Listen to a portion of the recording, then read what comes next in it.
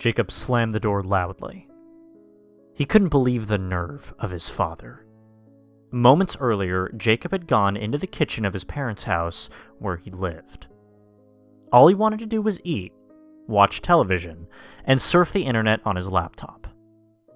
His father, however, would have none of that.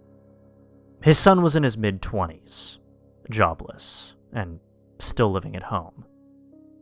He demanded that Jacob clean the living room, as were his regular duties, and asked him in a rather gruff tone if he had gotten a job yet. A question to which he already knew the answer was no. Jacob, tired of hearing the same thing from his father daily, stormed out of the kitchen, leaving behind an open refrigerator and his laptop. As he left, he yelled obscenities at his father, and said that he wished that he would just die already so that he could be with his mother in hell.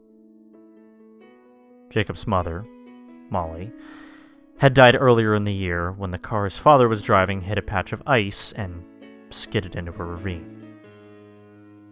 Jacob constantly berated his father, whom he hated for, as he put it, killing his mother. There never was a solid father-son bond between him and his father to begin with, and his mother's death destroyed what little there was. Jacob, still fuming and tired from staying up all night playing his online games, went to sleep. When he woke up, he found the house curiously silent. His father usually was noisy at all hours. If it wasn't his snoring, it was the sounds of him watching television. Jacob ventured out of his room and called out to see if anyone was there. He poked around all the rooms until he got to the kitchen, where he saw his laptop closed, but still on. Angry at the thought of his father messing with his computer, he snatched it up and turned on the television. Opening it, he booted it back up and went about seeing if his father had messed up anything. There, though, on his desktop, was a curious file titled Dad.txt, and he was sure that it wasn't there earlier. Curiosity getting the better of him, he opened it.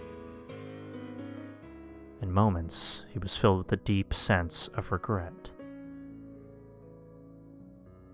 The document, which started off with things such as, "I'm sorry, I love you, and goodbye," was his father's suicide note. It described how his wife's death strained him, and how Jacob's constant remarks about him and the accident were just too much for him to bear anymore.